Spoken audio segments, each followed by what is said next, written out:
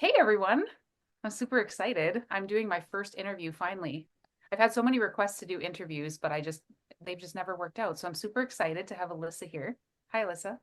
Hi. And the topic of this video, I think, is going to be super relevant because so many of the people that I coach and so many of the people that I talk to are in the situation of being on the medication. So trying to do a taper, or they were tapering and crashed, or they did a reinstatement and now they're trying to stabilize on that reinstatement.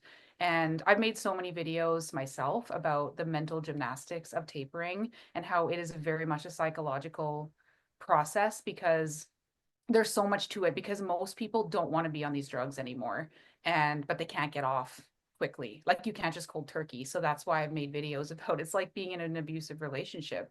You can't stay and you can't go. And it is something it is a bit of a complex topic. So we're just going to talk about all of it today. So hopefully you guys find there's going to be a lot of hope in this video. So if you're in this situation, this is totally for you. So we're going to do a bit of interview style, but casual, but we also have some notes prepared here. So, why don't you tell us what led you to start psych drugs? So you don't have to go really far back, but just what Yeah. initially led you on them, which drugs and relevant stuff to what led you to where you're at now. Yeah. Yeah. It started off, I was dealing with a lot of chronic pain and I was eating ibuprofen like breakfast, lunch, and dinner. So I was like, okay, I need to try something else. And a family member suggested, hey, why don't you try marijuana, medical marijuana? So I was like, all right, I live in Oregon, it's legal. They have shops, everything's regulated. So I went, I got a pen, um, I smoked, and it was absolutely awful. Major panic attacks. So then I went to the doctor and I was like, hey, I don't know how to stop this. I don't know why this is happening to me. And immediately they prescribed me about a week worth of Ativan and hydroxyzine. So I knew about Ativan, it being like dependent, and they did tell me that you can form an addiction to it at the doctor. Hmm. So I chose not to really take the Ativan, and I was taking the hydroxyzine around the clock. There was maybe like 2 days where I did take maybe half of it. I asked them, I was like, give me like the lowest dose you have. So I was like splitting 0.25. Um, so I'm taking the hydroxyzine, and if anybody knows anything about that, it makes you really sleepy. Because So it is an antihistamine, right? Like yes, it's a primarily, that's what it's prescribed yeah, for. Really. exactly. Yeah. And so I'm taking the hydroxyzine around the clock and my husband is leaving out of state and we have two kids. And I was like, I called the doctor. I was like, look, it was either a medical assistant or a front office person. And I was like, hey, this is making me extremely tired. I'm not going to be able to drive my kids to school. Like, do you have anything that's not addictive? I specifically said not addictive because I was like, don't give me another like Ativan prescription. Um, and the lady on the phone was like, okay, I'll talk to the doctor and we'll give you a call back. So I actually didn't get a call back from the doctor. I got a call back an hour later from the pharmacy, and they were like trying to check something with the prescription or my insurance. And I was like, well, what prescription is this that I'm picking up? And they're like, sertraline. And I'm like, what is sertraline? And they're explaining it to me, and I'm like, okay, and who prescribed this? And it was my primary care provider, the same person that gave me that I called and then gave me the previous stuff. Um, so at the time I was seeing a therapist and I had called her and I was very nervous and she was like kind of training me into like, don't research anything, just trust the doctor. And I'm in such a desperate state. I'm like panicking. My husband's gonna leave. So I went to the pharmacy and I picked it up and I started the next morning. And within an hour, my pupils were like two different sizes. I was pacing my living room.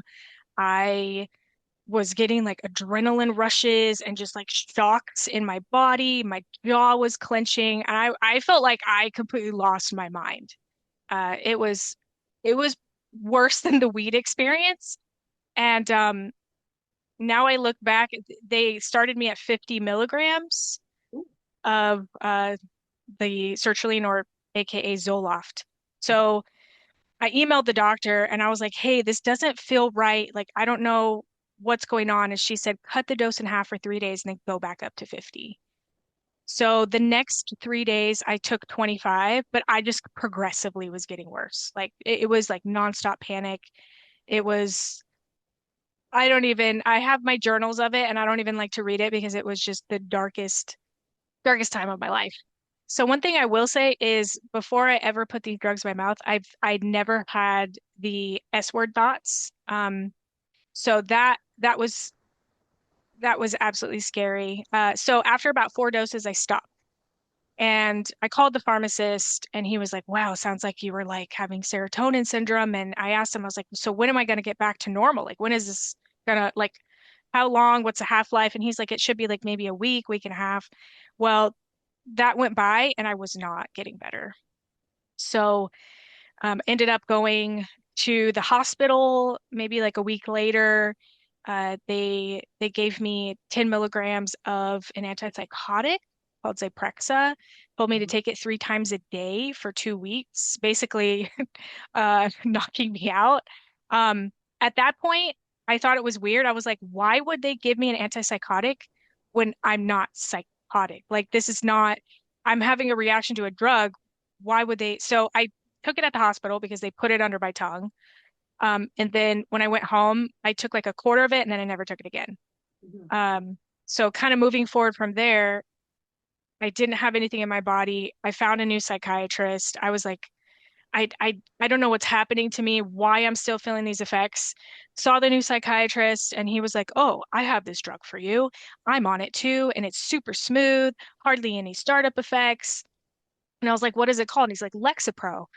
And I was like, okay, all right, let's do this. And he also put me on something called propranolol. It's a beta blocker that helped with my blood pressure was they were actually so concerned that they almost sent me to the hospital because they were concerned about like organ damage.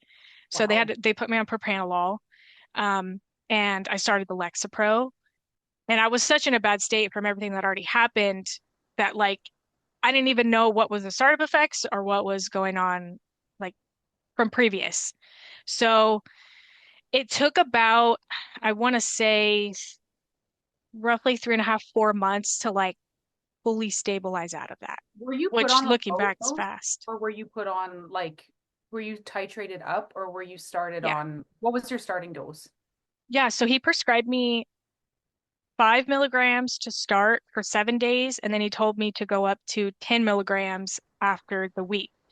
I ended up not going up to 10 milligrams until 11 days after I took the 5 milligram. Mhm. Okay. Yeah. Okay.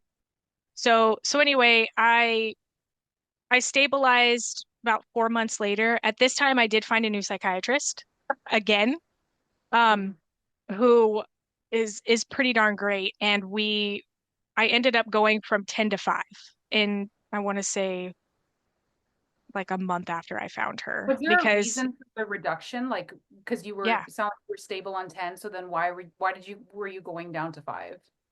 yeah. So eventually, like, so after I got stable, eventually it was like I started to feel, I guess, what you would describe as numb. Like, I just didn't have emotion for anything. And I felt very like, it was weird. I was either numb or depressed. And I've never had depression in my life before before this. I've always just been anxious. Right. So that's another thing that was added to my basket. So like we talked about it. And then I was realizing too, around my menstruation period, it was like I was going back into like that adverse reaction or withdrawal state Hmm. over and over every month. I actually ended up at a crisis center um, one menstrual period because there was some harm going on that it led me into. So when I spoke with her about this, she was like, "Hey, you know what? Let's try to go back down. Maybe this is too much for you." And I was like, "Okay." So I jumped from 10 to 5, which So looking back now, all in one drop? yeah. Okay. And Hmm. I had some like derealization, brain fog, a little bit of heightened anxiety, maybe for like a week or two.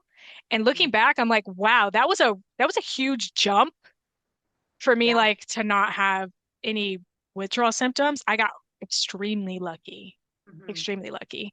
Um, and then soon after, she had me go see a gynecologist that was like really one of the top gynecologists in the Pacific Northwest.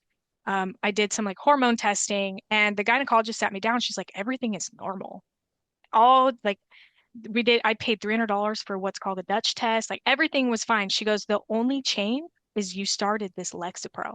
So you Mm, just need to get off of it. So when I relayed that back to psychiatrist, she's like, all right, well, let's get off of it. So let's cut your dose from 5 to 2.5. That was a mistake mm. because when I cut down, immediately in like 3 days, I started getting flu-like symptoms, um, insomnia, major anxiety, like sweating profusely. So I called her and she's like, hey, go back up to 5.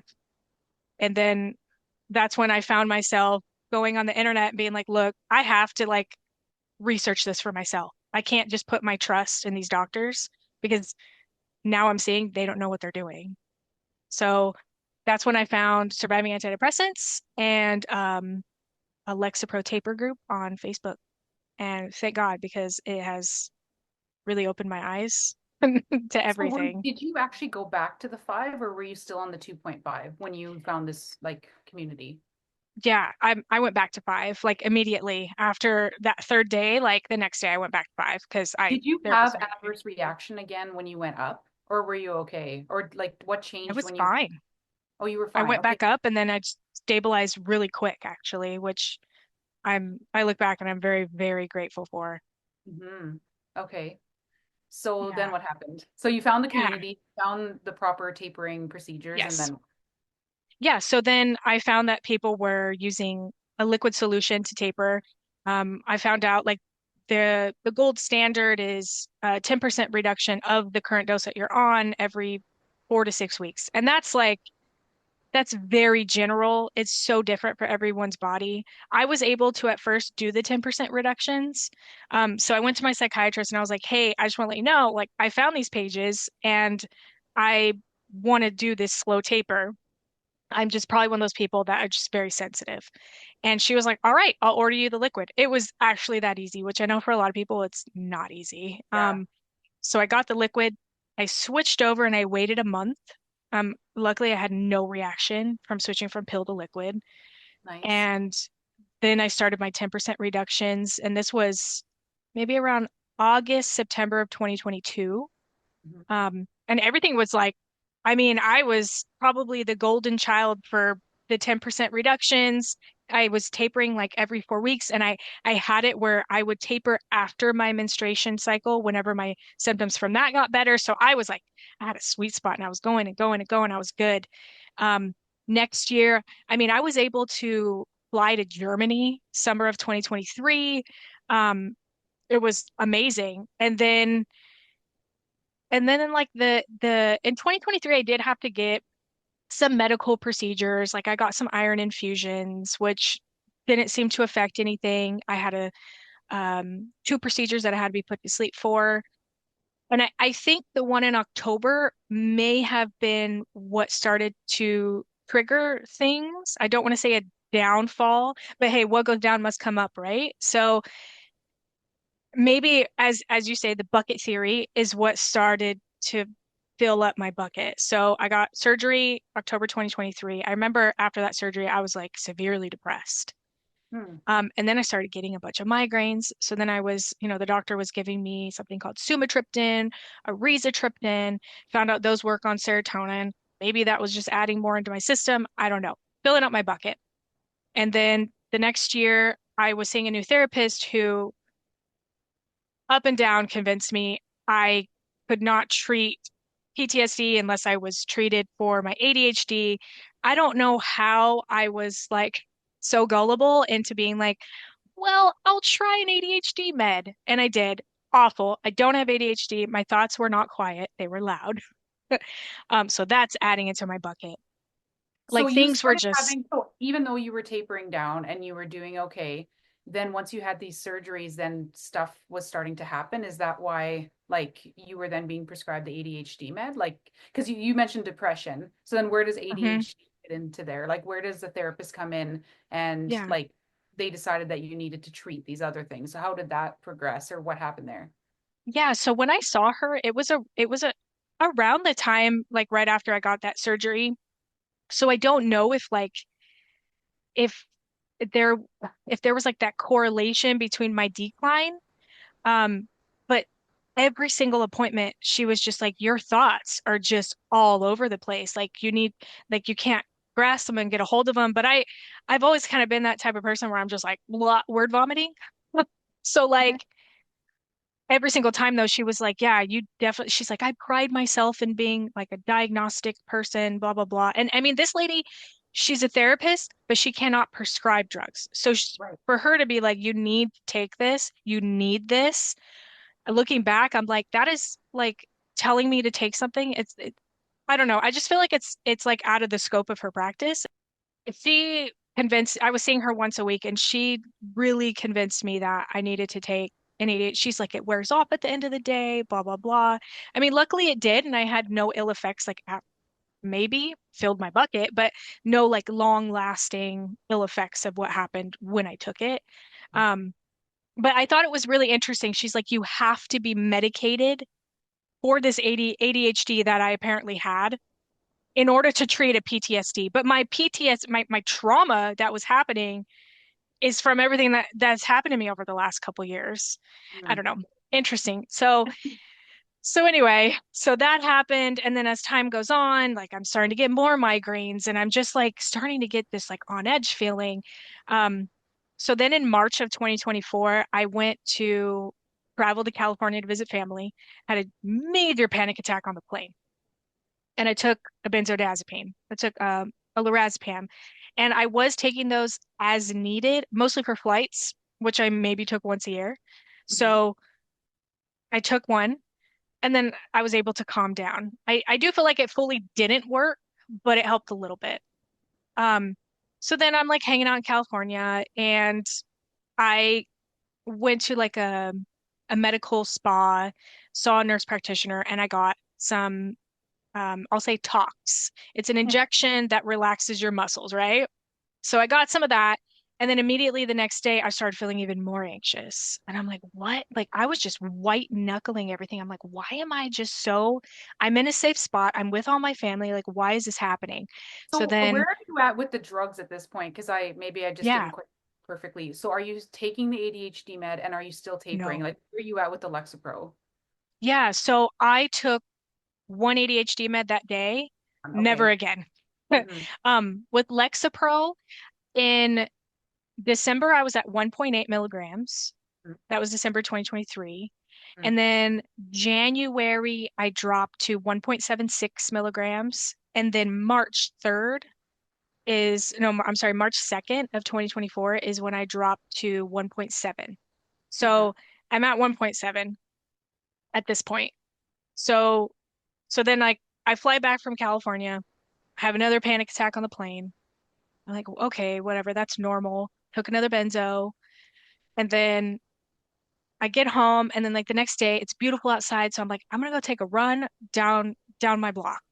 So I pop on a podcast. It was The Anxious Truth because I was feeling anxious, and I get about halfway around the block and I start having just a random panic attack, and I'm like what's happening? So then I'm like, I'm gonna keep going. So I'm running, and I'm literally panicking as I'm making myself like getting home, and I'm like adrenaline, and it's blurry, and I'm like, what the heck? So I get home, and I'm just like breathing. I'm like, what in the world is happening? I can't even take a walk around the block. And then I start getting this pain that runs down the side. So then I Was that went, with the chronic pain that you used to have, or was this something no, this different? is different. So Okay. different. It felt like a nerve pain. Hmm. And it came on the next day. So I thought maybe I slept wrong. And then one of my coworkers like freaked me out. She's like, "Oh my gosh, you could be having a heart attack. Like that's where your heart is." And I'm like, "Ah." So I freaked out, went to the urgent care, and ended up that night taking a it was an opioid of I can't remember which one it was, and I had a major panic attack after I took it. And I was like, "What is happening? I can't even take like I've taken this in the past before, a long time ago around my surgery, and I was fine. Why can't I take this now?" So then the next day, I was like, okay, I'll take a hydroxyzine. I've taken those before. Took that, panic attack again. I'm like, I can't take anything without it activating my system. So then roll around to, and this was over the weekend, to Monday, I wake up and I just like, I'm stuck. Like that's when everything just fell apart. And I was trying to work and I just kept panicking and adrenaline, like everything just like spun. So that's when I was like, oh my gosh, like this, what's happening to me? This is a complete crash. Mhm. And that was really, really scary. It felt very similar to what happened to me in 2022 with like the sertraline and everything. Right. And then um just without the pacing. Like it wasn't as bad, but the S thoughts were coming back. Like it was, of course I had the this it's gonna be like this forever. I'm never gonna get through this. Like this is it. Like, awful. So are Awful. you processing it at that point as being like, were you thinking this is from the Lexapro taper? This is from like, where are your thoughts at? Like, are you just thinking you still have just random anxiety that came, or are you connecting any dots at that point? Like what, Oh because yeah. obviously you found the forums to find the tapering guidelines. Yeah. Did you did you then start searching there to be like, what is this? Or where are you at kind of mentally and trying to figure out what's going on? Yeah, so at first I was like, what did I do wrong? Like I'm hyperbolic tapering. I mean, at that point I wasn't even dropping 5% every Right. 4 weeks. So I'm like, oh my gosh, like, and then I have thoughts in my head, like, I'm never going to be able to get off this if I can't even drop, I'm freaking out. And then I was like, okay, let me look on the forums. All right, looking on the forums. And then I came across a, a talks page. I'm not going to say what it is. I don't want anything to with YouTube, but Talks like you know, TOX. TOX, like, the injectables that relax your muscles. Yes. Okay. So I came across a page for people that were harmed from that. And it's absolutely amazing. The symptoms that people were getting are the exact same symptoms as people going through psych drug withdrawal. So then Interesting. now I'm like even more confused. I'm like, oh my gosh, it could be the tox or it could be the Lexapro. Like, what is it? It could be both, blah, blah, blah. Like, I was just, what did I do? What did I do? Like, what do I need to avoid? Like, I stopped eating sugar. I stopped Spiral. eating dairy. Like, my world was shrinking because I was like, I need to get better. I need to get better. The cool thing looking back, I don't want to say cool, but the good thing, I was getting small windows since the week of the crash. So like I wasn't in complete agony 24/7. I would get like 5 minutes here, 10 minutes here, one evening here. So like I did have some breathing room to like stop and like think about it. But yeah, my brain was all over the place in the fact of like what caused this. And Right. at this point, I didn't know anything about coaches. I only knew surviving antidepressants and the Lexapro Taper group. And as I started to like look into things and watch YouTube videos, it's when I was finding like your videos, Melissa, Angie's videos, like everybody, and I was just like, okay, so I would just listen to that for hope. And it was crazy because like the symptom videos that you posted, I'm like, that's my like that's what I'm going through. Okay, so it's making sense, but I still didn't know what exactly caused it. Right. Eventually, I will say over time, and it took a very long time as I was starting to get better to realize it doesn't even matter what caused it at this point because I'm still going through it. I still have to go through it, and I just have to accept the fact that I don't know what caused it, know this stuff going forward, so never get that tox again, Mhm. and refine my taper when I do taper, and just build my coping skills to get through this season, even though there was so many days that I was like, I'm never gonna get through this. Like this is permanent. Like it was just awful. But yeah, so eventually like I started to accept it, but I still to this day don't know exactly what caused it. And But what was your action as far as, because I met you in April of 2024, right? So mhm, almost a year ago. yeah, So did you take any action with the Lexapro at that point? Because I think that's the only drug you were on then. Um, yes. and were you ever worried that it was the Lexapro? Because a lot of times what happens with people is they have these, most people, I would say 99% of the people that I talk to as a coach have more complex drug histories. It's rare that I see just this one drug and then off. I mean, that Yeah. absolutely can happen. I mean, that was my first experience was just one drug for the same dose for many years and then just off. And I was in withdrawal from that. But I also got much worse when I reinstated and had all these other things thrown into the mix. So did you ever hit a point where you were worried that it was the Lexapro because you were Oh still yeah. on that? And so what did you do? Like, did you take Yeah. action with Lexapro? So what did you So do? so April 15th is my crash date. And I was, as probably many people watching this have been in that desperation of like, what do I do? Do I go up? Do I go down? Do I do this? Do I add that? I got back on propranolol, 30 Okay, so you had milligrams. come off of it. You had come off of that, a drug as well. Yeah, so when that psychiatrist put me back in 2022, it was very temporary. It was like a very low dose. I was Right. able to get off and I was fine. Mhm. Which shocking to me. Um, but yeah, so I restarted propranolol 30 milligrams a day, 3 times a day. That helped with like the adrenaline and my heart rate and my blood pressure. Um, but of course, like my brain was like stuck in like, what do I do? What do I do? Desperation. Like I needed whenever we're trying to fix something, we sometimes our brains go into this state of like, you need to change something in order to Yes, fix it. right. And I did on April 24th, I went up to 1.72. So it was a zero point zero 0.02 up dose. I can't tell you what percent that is off the top of my head. Mhm. Um, and I'll be Small. completely honest with you, it did nothing. It did Mhm. nothing for me. Um, Okay. Did it and make that's anything worse? no, No. Okay. I stayed. I mean, looking back, I don't know because I was in such a bad state Right. that I feel like it didn't even touch making me better. Hmm. Um, sometimes I'm like, I wish I would have just stayed put and just like held it out. Is But that just you know because what? then you would have had less drug to come off of? Is that the reason Yeah, why? And plus, it didn't offer you any benefit or relief. exactly. Yep. Okay, so actually, I maybe should have asked this a lot sooner, but had you ever been, so prior to being on the Zoloft, had you ever been on psychiatric drugs? Had you ever smoked weed before and were you okay? And it just maybe things over time were starting to build with all of these different things. Like, what was your experience with those things? And were you someone who had anxiety before medication? Like, Yeah. what's your story there?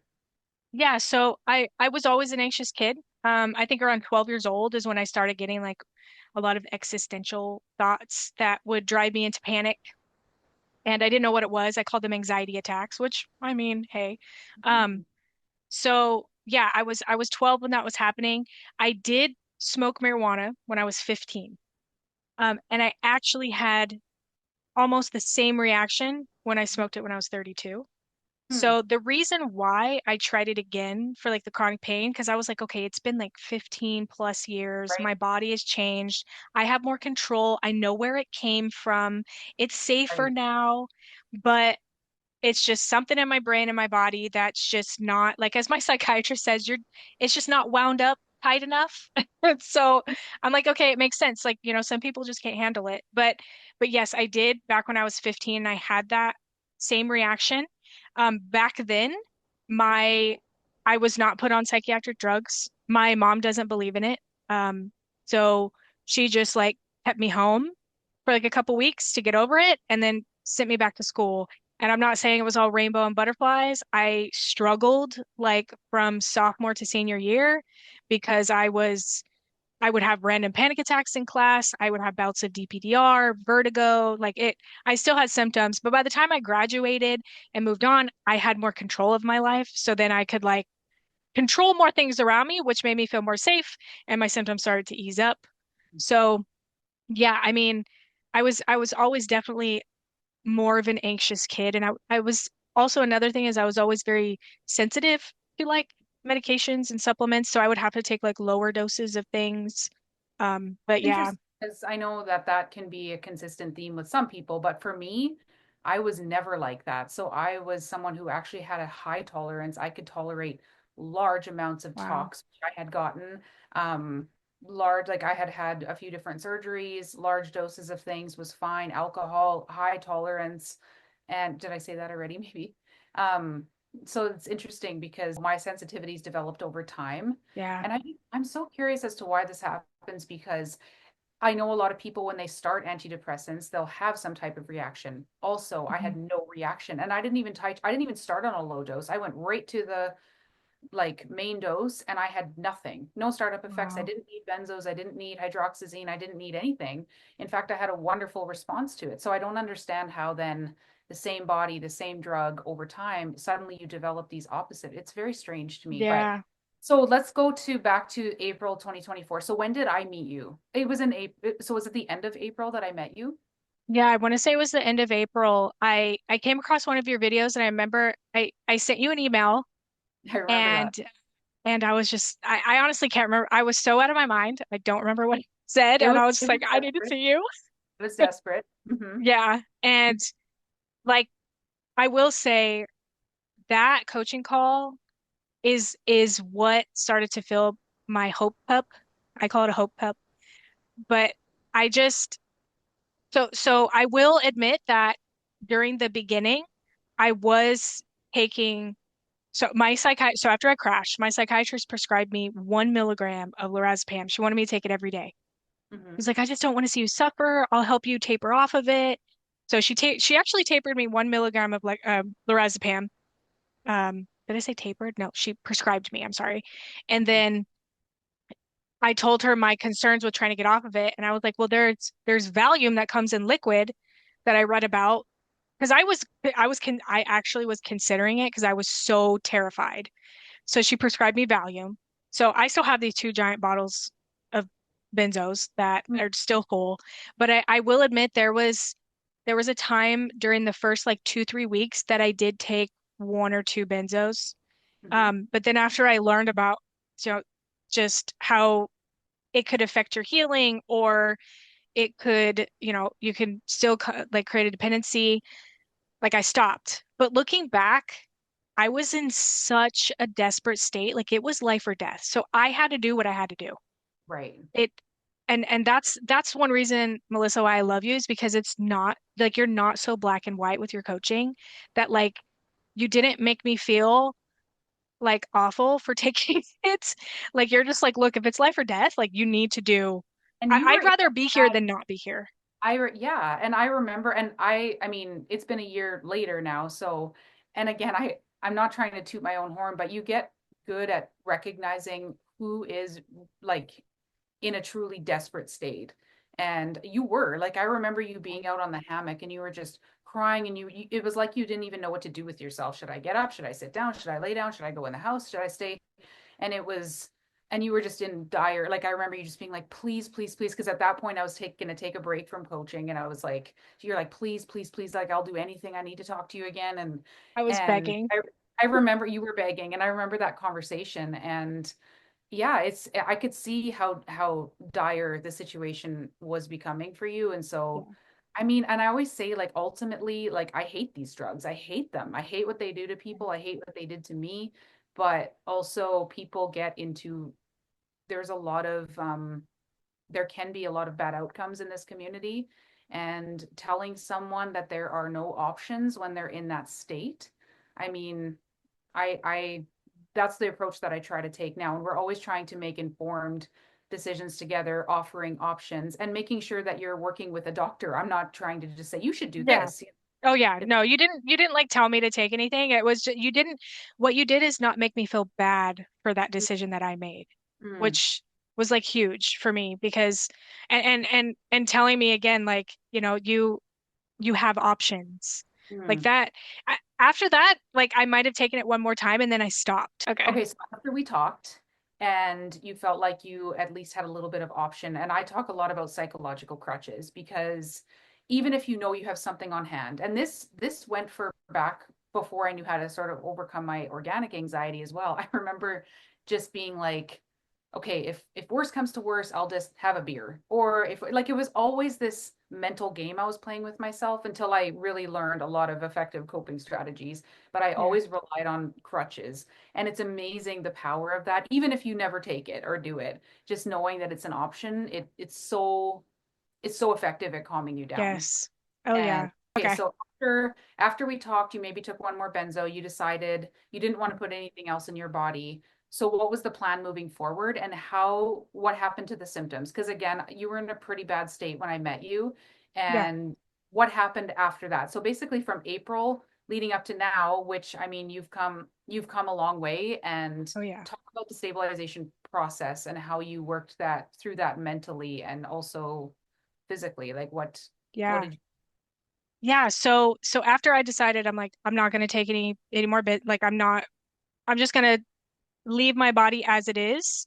Um, basically like I built my coping skill box.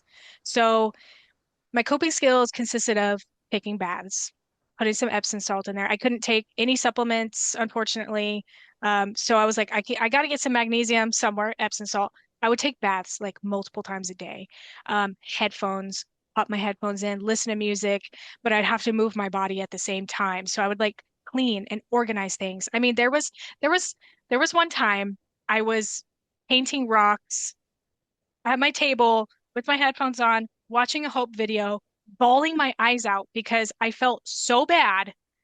And I'm like painting a strawberry and I'm just like, I can't do this. Like it was just I laugh now, but wow. It was awful. mm-hmm. Um I mean it got to the point because this was around summer when things really, the most of my worst days, so I could go outside.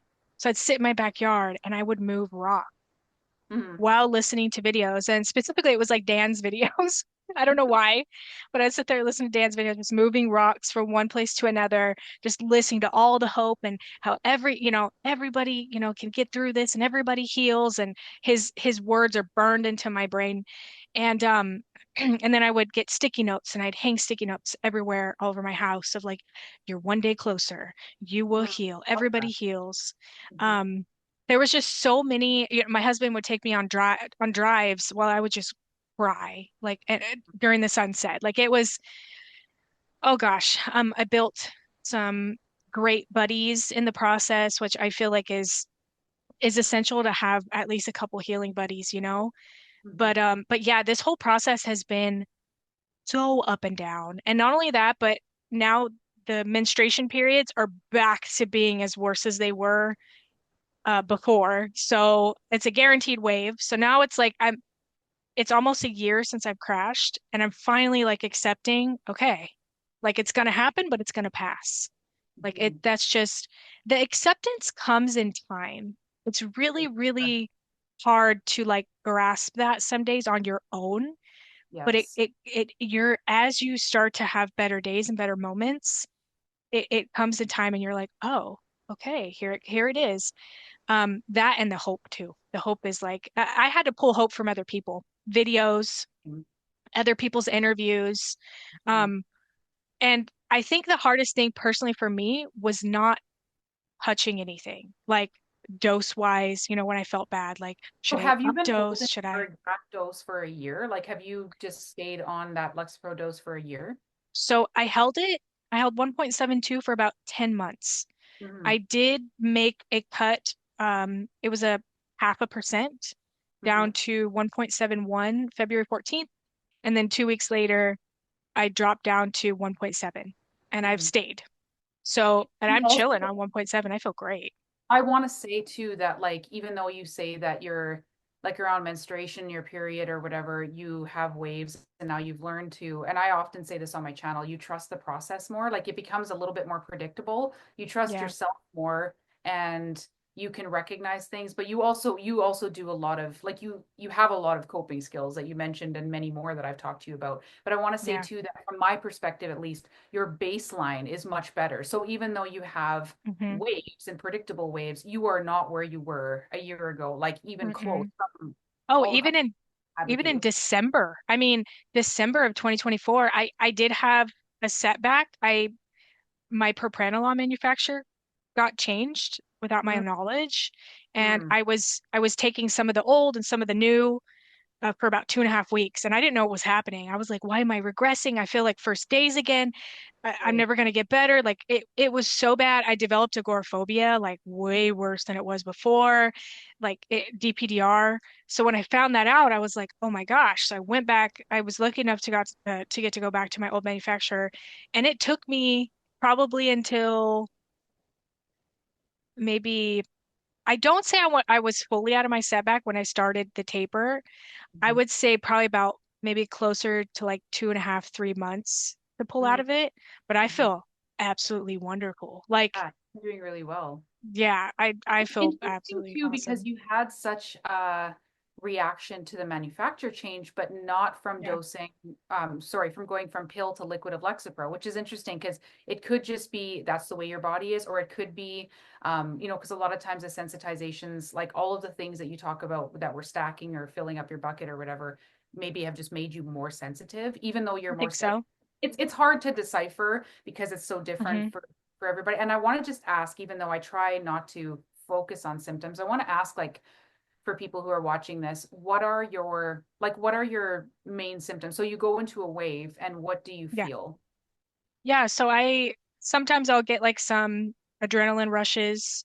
Um, I feel like there's like energy under my skin and it makes me very anxious. So I'm like, Does it feel similar to when you used to pace? Like, or does it feel different? um, it feels like maybe 1/4 of Mm, what, and I'm generalizing that very down, maybe like 1/10 mm, of what it felt like when I was really bad. But right, it's just, and it doesn't, it's weird because the symptoms recycle. Like maybe one wave I'll get it really bad, but then next wave I won't get it that bad. so But calm. typically it's like that's the physical stuff. Mhm. A lot of brain fog. But the two that I would say bother me the most, but they are getting better, is my agoraphobia. So when I go into like grocery stores, I still have to wear my headphones, use my coping skills. And it's not even listening to music. I listen to like Melissa, your videos, like just having you talking in the back pulls whatever's going on inside my head out. Like my brain can kind of hear that, so it's like a distraction. Great. Um, and the DPDR, and Mm, that typically for me like goes hand in hand with the agoraphobia. mhm. Um, Great. so those ones, but they've, I will say, literally in the last month, they've gotten so much better. My husband has been out of state for almost a week, and I've been here alone with just one of my kids. I mean, yesterday we visited a friend. We went to Hobby Lobby, and you know those lights, sushi. Like we were out. I was driving around, like absolutely nuts. I was like, I'm so proud. And then I went into the Dollar Tree, and I didn't have to put my headphones in. I actually didn't even remember. Like there was no need. And then when the next morning, I remember I was talking to you, Melissa, I was like, oh my gosh, I just realized I didn't even wear my headphones last night. It was like 9 o'clock at the Dollar Tree. I drove there by myself with my child. I didn't have to put them in. Yeah. And that was like shocking to me because I'm always like, boom, as soon as I get out of the car, pop my headphones in. And I was like, is this happening? That So is so, happy. because it's so consistent with what I often say is like, and I talk about it. I mean, it can apply to anything, but in the sense of even research and forums and that kind of thing, it becomes almost like this obsessive thing for a long time. And then you're like, how am I ever going to get out of this sort of pattern? And then Yep. as you get better, you think about it, or sorry, you might think about it, but then you're like, I don't really have a need to go on there because usually you're reaching out when you're in a really bad space, and so is everybody else on there.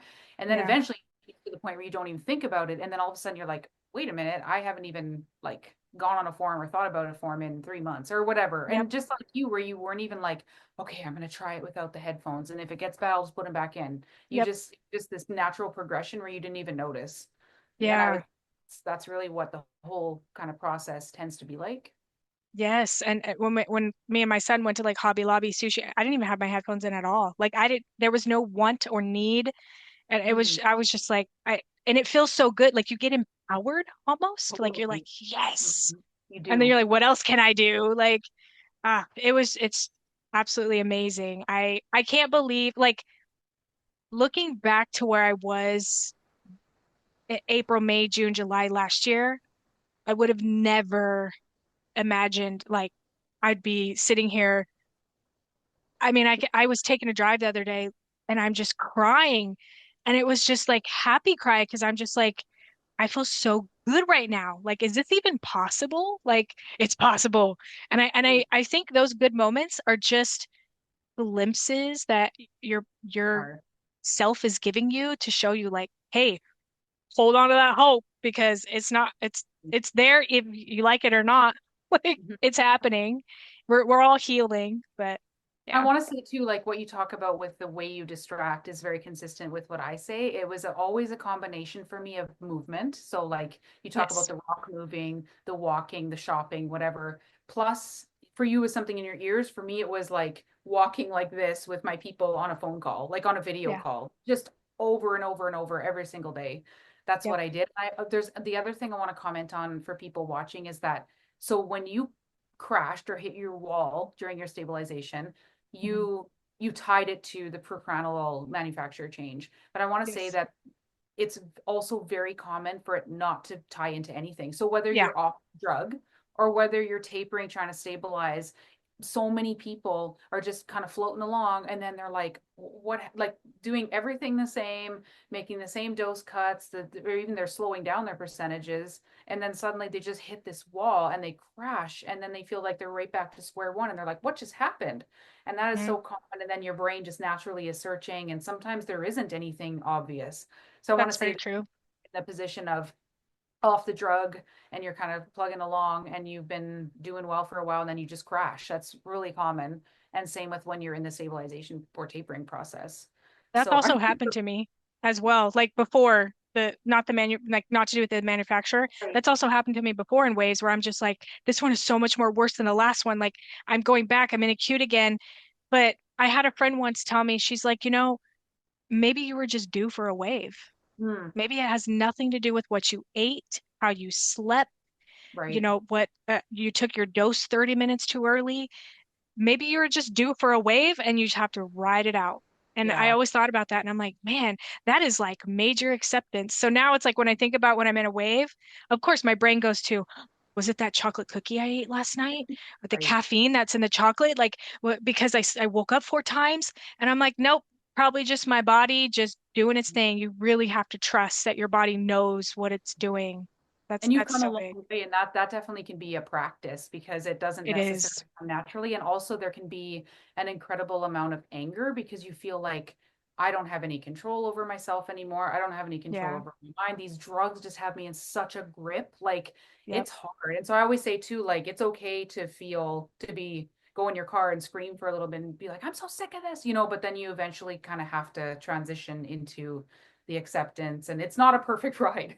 Things And can sometimes it's like, you'll scream, accept, and then the next week you'll scream again, accept. It's like, yeah. it's so Yeah, and I awful. relate a But lot of the things to grief because when you look at grief, like when you lose someone, you flip back and forth between the stages all the time. Like yeah, you do.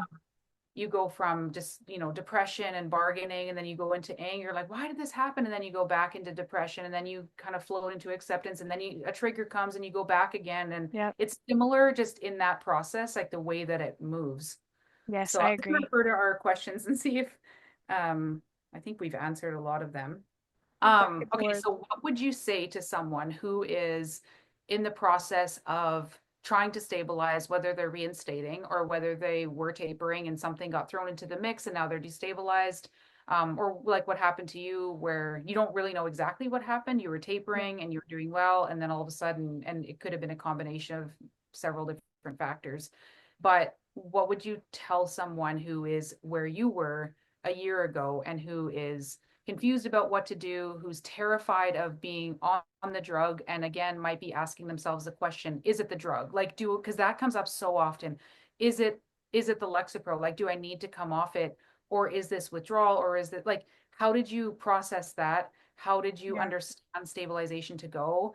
What were your expectations? What hope can you give? That's a lot of questions, but like, what Yeah, would, no, that's okay. So one thing that I'm gonna say, I'm gonna look straight at the camera, is I learned that the body needs homeostasis. It needs everything to be in sync and flowing. So for me personally, just not touching anything, letting my body do its thing.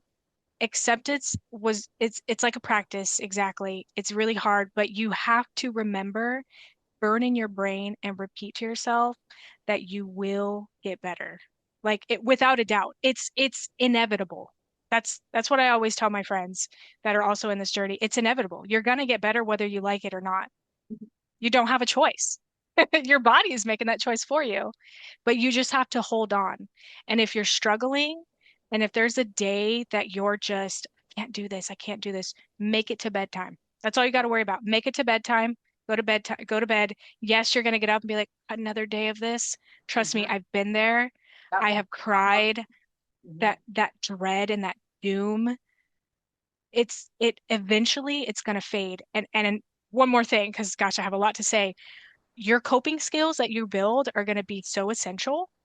Um, do what you can when you can do it, but also remember when you're using these skills, you might still feel bad for a long time.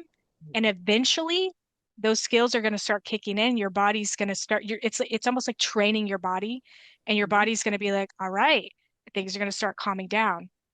And Mm-hmm. then once you do those skills, you're like, you feel better. Oh, you Because froze up. before, yeah, I would be doing all these things and I would just be crying and just like so much dread and doom and hopelessness. And now I do it and it's like it works. And I'm like, oh, I feel better. Like, so Mm-hmm. also another thing is like, don't compare your timeline to other people's, because your Totally. body will heal when it's ready to heal. Mm-hmm. And it's not like you're going to be stuck and then boom, you're going to get better. That does happen to some people. Oh, it But does. yeah, like it's going to be up and down for most people too. So like just hold on, because trust me, I didn't feel that way like 6 months ago, Me neither when I and was now in I it. do. Right. I'm like, if I could just go and just hug all of you and just be like, it's fine, I Well, would that's totally do why I'm in the position that I'm in because then you're like, you remember it and then you get to this place where you feel so much better. And then you're like, I have to share my story. I have it. to. Yes. I mean, I never intended to coach, but I intended always to get my story out there. So yeah, and I love seeing, I mean, I say I would never, ever, ever do this if nobody ever got better. Never. Like, why would I Yeah. do this? It'd be the most depressing job in the world. Oh So yeah, yeah, it's definitely. really cool to see, and I'm going to try and make a concerted effort to get more and more and more people on my channel, but it just hasn't worked Yes. out. So I appreciate you coming on here. Yeah. And I was going to say too, okay, so with a lot of the things that you talk about, they are like a practice because a lot of times Yeah. people will say, well, I tried deep breathing and it didn't do anything. So a lot of this is just you think about all the things that have stacked up over time. So what are all the things that have to unstack? I feel like people Yeah. misinterpret this and they take it as, well, are you saying I'm not doing enough to heal? Are you saying that I'm not trying hard enough, that it's somehow my fault? It's not that. When you think about going to the gym and getting fit, you don't have an expectation of you go to the gym once and you're fit. Like you just Yeah. don't. You understand. You just have this understanding that it's a daily practice. It's what you eat every day. It's what how much movement you get, how much weight you're lifting, whatever. It's all these things over a process of 6 months and or whatever the timeline is. But it's the same thing with all of these little things that you do Yep. consecutively, consistently over time. It stacks on each other, like it builds and builds, and it becomes a practice. And then over time, it doesn't feel like so much of an effort with such a little return. It can become Yes. like the opposite, where it's less effort for bigger returns. And you're not the only person that's told me that. So I think that's really important. And I love that. So yeah, I thank you for giving so much hope to people because like I said, there's probably 40-50% of people that I talk to in this situation where they're trying to get stable Yeah. the drug and they don't want to be on the drug, but they can't get off and they feel trapped and they feel like there's no options and they feel like um this is just going to be a gradual improvement and it can be messy and rocky and window and wavy, just Oh like when yeah. you're Oh, so trust me, I'm like the last person. Every time my alarm goes off and I have to take my Lexapro, I'm just, yeah, right. ah. But you know what? I'm like, I look at it and I'm just like, one day I'll be off of it. And it Mm, might be 5 years from now, who knows? I'm gonna do it slow and steady and stay as stable as I can and happy as I can and live my life in the meantime. yeah. And that's the thing too, because a lot of times you get so desperate for movement. And so you want to just take it into your own hands and you're like, well, I'm just going to updose or Yeah. I'm just going to start tapering or I'm just going to cold turkey or whatever. And that is, I would say, the hardest psychological part of tapering is Yes. that you feel forced to have this patience and you don't feel like you have control and you just want to have this agency over your body that you don't feel like you have anymore. So you're desperate to create movement. And so you make these rash decisions and like you've done a really amazing job at being able to do that for because you've been holding for a year, well, 10 months, I Almost, guess, yeah. That but was, yeah. I mean, stabilized. Mhm. I look and I'm just like, man. I could be like so far down on my dose right now. Like, of Mm, course, I have that grief that's in there of like, man, I could have been 10 months closer to being off this. But right, you know what? Stabilization to me is way more important. right. Way more important. I have to live my life during And I this. want And to comment too that, and this is not trying to invalidate anyone's experience, but everybody has different levels of responsibility in their yeah, lives, things they absolutely have to do. Like there's people that are like, I absolutely have to work. Like I'm the only one in my family that can work.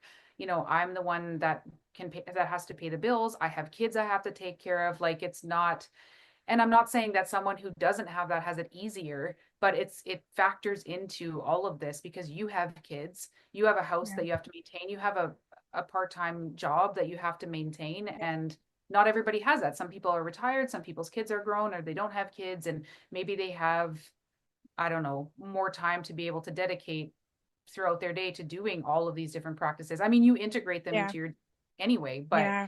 I think that goes into a lot of the like factors in because it's really hard to be a mom when you're feeling like this.